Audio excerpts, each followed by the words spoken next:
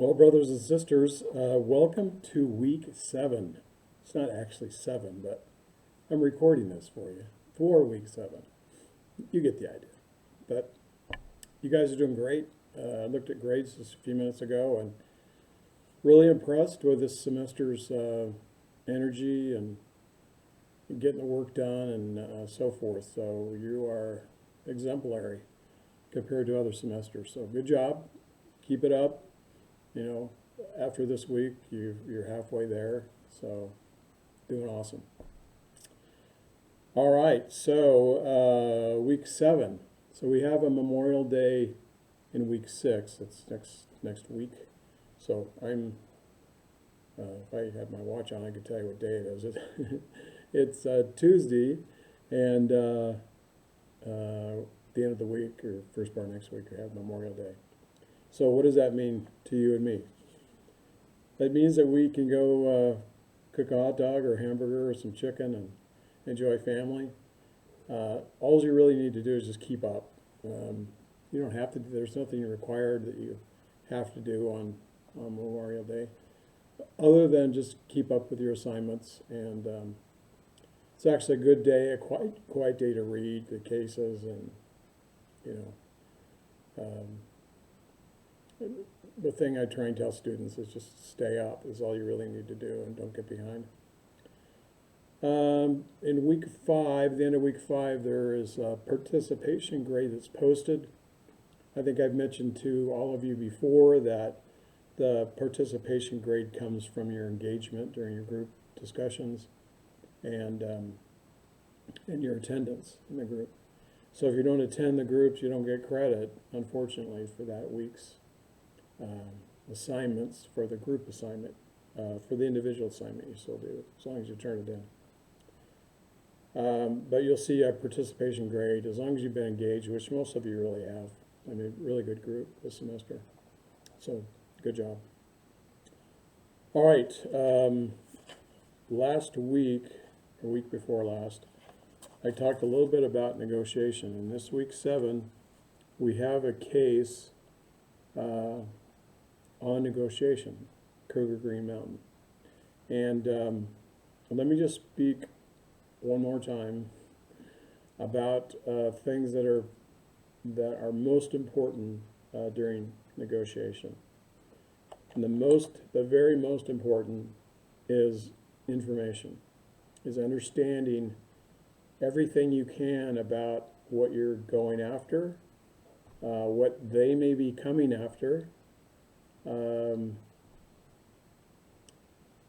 how you can best leverage that information, understanding both financially and otherwise where your limits are, how far you can go.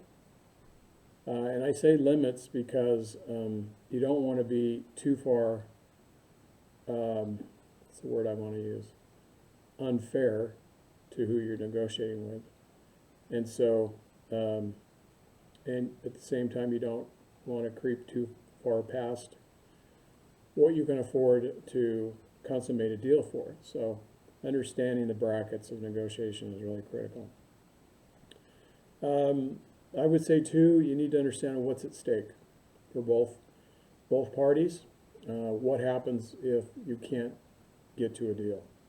And so what's the downside to all of that? If it doesn't really matter, then that's a good position to be in. But if it means everything, literally, you have to understand that. And so sometimes companies are more willing to, to hedge on what their brackets are, if there's a lot at stake. But companies have also gotten in really bad situations, really problematic situations, mostly CEOs whose hide is on the line and pushing the envelope further than they should have. So knowing when to say no and saying no is really a good negotiation position. No is probably the strongest position in negotiation you can take. So this is a case about that. It's about understanding you know, what's at stake? I mean, this is a classic case of understanding. So one of the questions in the case is for you to explain to me what's at stake for both of them. To talk about their positions. What position do they have? What positions do they take? There is a spreadsheet for this particular assignment. So this is the case prep assignment I'm talking about. And so it's a group discussion, but it's an individual submittal. And along with your work document, there's a spreadsheet. And the spreadsheet is to be used. It's to be manipulated as you see various positions that you think they should look at. And so this case, perhaps as much as any of the major cases, requires you to use the spreadsheet so you understand what your brackets are, so you know how far you can go or not go.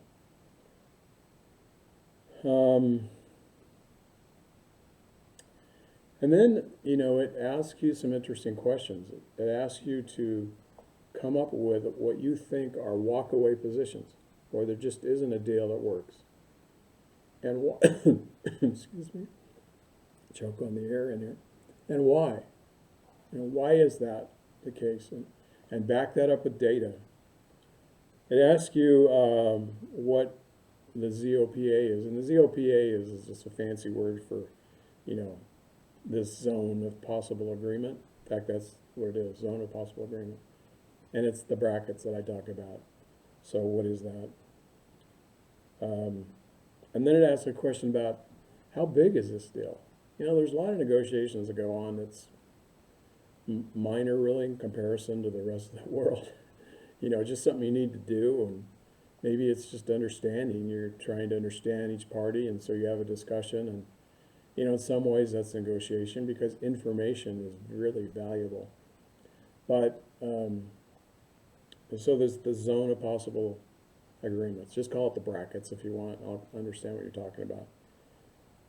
And then, as in any negotiation, it's really important to understand not just what's at stake, but what are the interests of both parties? Why are they negotiating? Why is this important for both of them? So I'll look for your comments on the case prep. This is probably a little bit more complex case prep assignment than some of the others. So there's a lot that we're asking you, and so the write-up is going to be bigger. It's going to take more time to think through, and so one of the reasons why I'm telling you now, even though this isn't due until June 3rd. So just to get ready for that. So that's the case prep. Again, group discussion, individual assignment. Then the group assignment, and which is a group submittal. So group assignment, group submittal, is back a little bit back to what I just talked about. So it's, you know, it's to develop a list. The list is of key things that you need to prepare for in a negotiation, whether they're minor or major. I think the case says tough negotiation, but it doesn't really matter whether it's tough or not. It's just things that you need to be prepared for. And there's a laundry list of things that will make you stronger as you negotiate. And then how you would go about it. The second instruction point is, you know, overview how you would use all those items in your negotiations, so the overview. And then document the results in the spreadsheet. So here's another spreadsheet, so the second one. And then it's compose your responses in a Word document, and make sure you include the spreadsheet, the manipulated spreadsheet. And if you need to put tabs in it, so for example, if you have several positions that you're considering, you know, A through E or whatever, just add a tab. So copy the spreadsheet, add another tab, and say this is our plan B, or this is our plan C. And I'll see that, in your tab.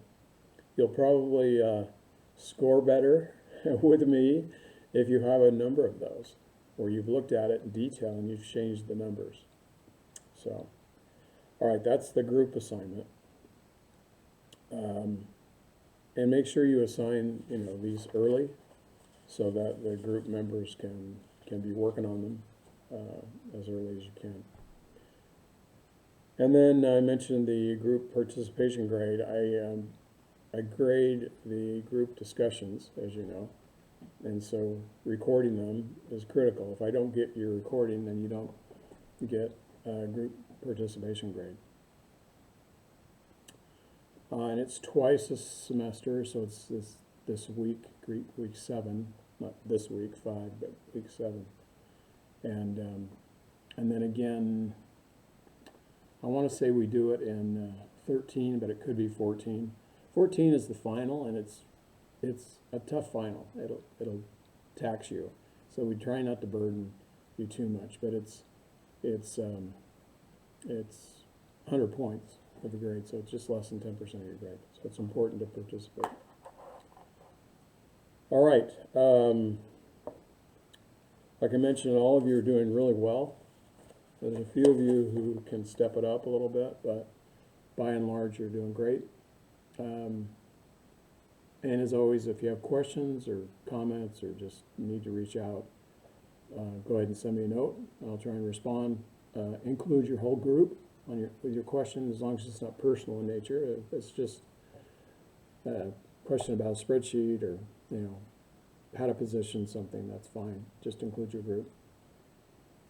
And then I was gone the last few days down to Las Vegas at a shopping center convention, and I'll be gone at the end of this week to another sort of graduation, high school senior graduation. And we have 3 of those this year, and so we're pretty excited for them.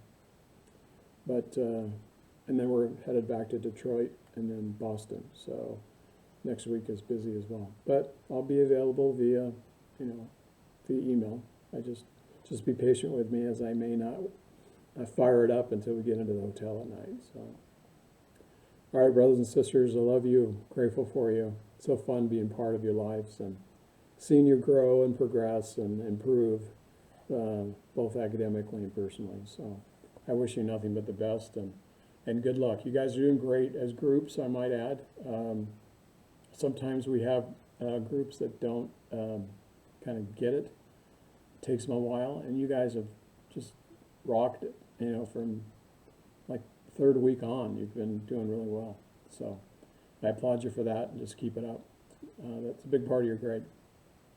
All right, we'll see you. Have an awesome week. Take care.